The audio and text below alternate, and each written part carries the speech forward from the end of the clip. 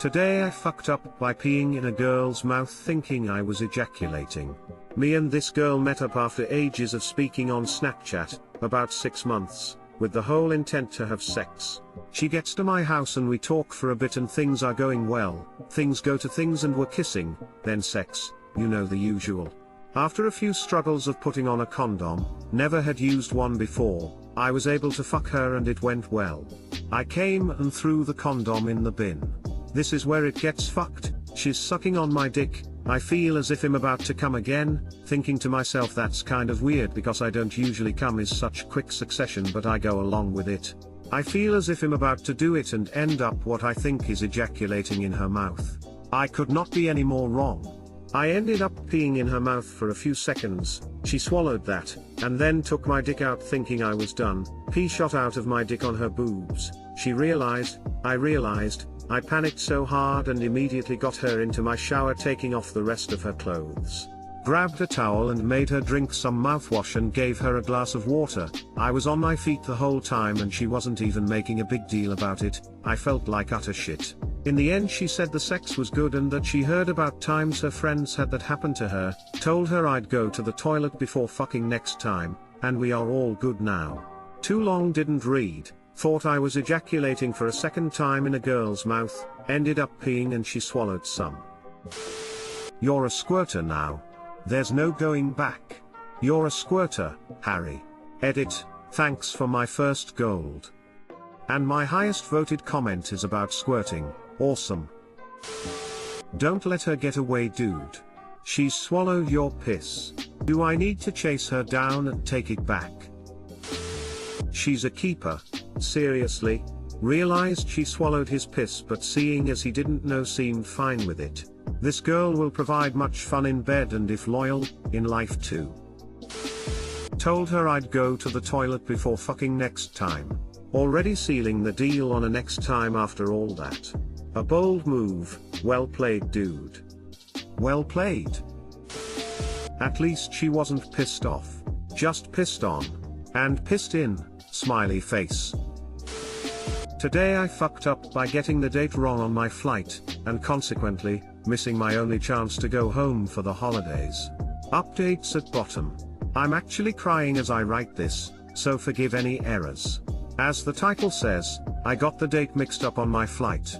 I was convinced it was leaving Tuesday morning, and so I spent Monday just cleaning up and packing. I was so sure I didn't bother to properly check over the dates on the confirmation, only the times. I booked a flight to go home this month, because the tickets were much more affordable than winter break, and my budget is tight. I was so excited to go home, because I haven't seen my family in months, and this week would have been the longest stretch of time. But I didn't check the date properly. I'm so stupid. Before heading to bed, I checked my email once more to look over the flight details and that's when I noticed 2 updates, telling me my flight has landed. Thinking it an error, I double-checked the confirmation and discovered my massive fuck-up. And here I am now, crying my eyes out after having called the airline only to discover I can't afford the only available options. Anyway, thank you for reading. Too long didn't read, I didn't check the date on my flight properly, mistakenly believing it to be for the 26th, only to find out hours and hours later that it was on the 25th and I'd missed it. Edit, hey everyone. Wow, I did not expect this many responses and so much support. Thank you all so much. I was trying to fly from Dallas to Sacramento, currently still in Dallas, but because of my FU, that's not happening. I'm not sure how to provide proof, but I think I should hold myself accountable. Initially, due to my mental health history and how my family and I can be, I was really shitty about going home, major anxiety, arguments with my sister, etc. because who wants to face their family after being diagnosed with X and Y and spending time in a psych ward? I didn't realize how much I wanted it / needed it until universal karma and my own carelessness took that away. I just cried myself to sleep. All of that to say that while I really appreciate everyone's kindness and so much compassion, this mistake is none other than my own. If you still want to help, knowing about my initial shitty attitude, then I'll gladly accept, but your goodwill may be better off with someone who deserves / needs it more. Again, thank you all for being so supportive and kind. Update, I'm going home. Thank you everyone for your kindness and love and support. I can't express to you all what this means. I got help on the condition that I pay it forward through kind acts, and I absolutely will. Thank you all for showing me how much love and kindness there is to share. Thank you so much, the Greybeard. Update 2, I'm home. I'm currently sitting in the back of the car as my family drives me home, sipping on a cup of tea my mom made and brought for me in a thermos. I just wanted to say thank you again for everyone who extended their love and support to a complete stranger. The positivity was overwhelming, and I will pass the kindness forward every chance I get. To those who reached out to lend an ear for my mental health, and who thanked me for being open about it, I'm so amazed and grateful for the love in the community of people who struggle themselves and those who want to help. I'll try to post a family pic, probably with the faces covered for privacy, when I get a chance. Finally, thank you again, the Greybeard. You are an incredible person who started an entire chain of goodwill. Damn it all. I hope something ends up working out so you can go home. Hey fellow stuck in Dallas person. I'm actually in Fort Worth, but I've already gotten the okay from my family, and if you need a home to come to for Thanksgiving, you're more than welcome here. It's just your basic turkey dinner with some pies, but please don't feel alone. We've got the welcome mat out, just let me know if you need the details or a ride. Edit, so glad things were solved for you. However, y'all, if you need a welcoming family, my offer still stands. Let me know if anyone needs an invite. We've got too much food, and I don't eat turkey, so please, it's no bother. Don't feel alone these holidays. What airline? Where you leaving/going? I work for AC, if it's our booking I'll see what I can do. If not our booking, and if you cannot rebook, but it's somewhere we fly, I could PM you a promo code. I'd send you an offer to help. I have basically infinite Alaska air miles thanks to my job. Happy to get you to Sacramento tonight with them. No strings, just I'm in a position I can help, and I was always taught to do just that when I can. Edit, looks like /you/the Greybeard beat me to it with a near identical message. Today I fucked up by putting a vibrator on my boss's desk. This didn't happen today, but years ago. I worked at an insurance agency. It was a small office with a receptionist and a few insurance producers. We were a tight-knit group and would frequently joke around with no subjects being off limits. Not your typical professional environment. One of the producers, we'll call her Lisa, had a boyfriend named Dick. Lisa was a recent divorcee, and her relationship with Dick was very on again off again. At the time this happened, they were fighting and not really speaking. Around the holidays we did an office grab bag thing. I picked Lisa's name out of the hat. I decided that since she and Dick weren't in a good spot and that she complained about how horny she was all the time, I'd get her a vibrator as her gift. This thing was thick, about 8 inches, black, and had a gold tip. So we do the grab bag and everyone has a good laugh that Lisa got a vibrator. We're chasing each other around the office with it and having a grand old time.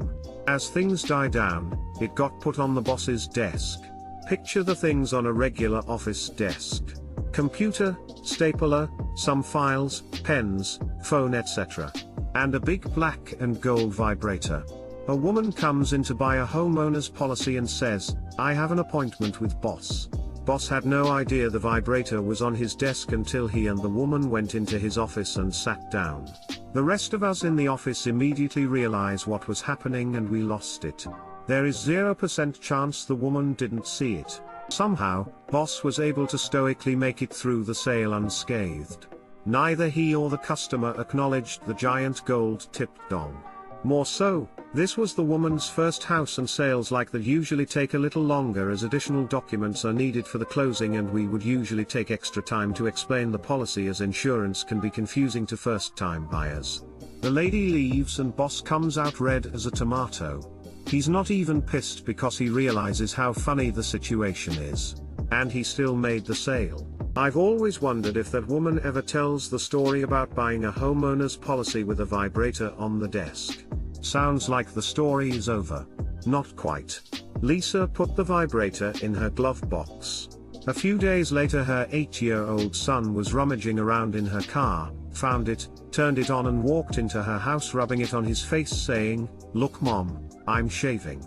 I think it might have gotten thrown in the garbage after that. TL, doctor, put vibrator on boss's desk, he didn't know and conducted business with customer. Then a 8-year-old boy thought it was an electric razor and rubbed it all over his face. Edit, thanks for the gold kind strangers. Matches the vibrator lol. I could never imagine a vibrator being publicly gifted in any office I ever worked at. Carol from HR would be involved immediately. Oh god. Why is Carol such a quintessentially HR name? Maybe the vibrator helped close the deal. Helped fill the paperwork. I feel that this story is missing an essential piece of context. Smooth. Every year at my work we play Dirty Santa at the holiday party. One year, before my time actually, a woman who was new at work thought it meant you brought something dirty for the gift swap. She brought in a collection of flavored lubes. She still works there, and to this day, every year at the holiday party we discuss the year she brought the flavored lubes. She still works there, and can take a joke about it. But this marks 10 years for me, and like I said it happened before my time, so this port woman has been getting this story told for a long time now. O. U. T. O. F. I. N. T. E. R. E. S. T. T. H. E. N. I. F. N. O. T. D. I. R. T. Y. I. N. T. H. A. T. S. E. N. S. E. W.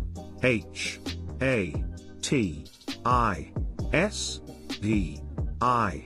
R. T. Y. S. A. N. T. Question mark.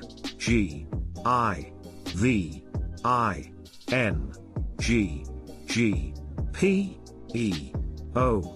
P. L. E. Y. O. U. R. U. N. W. A.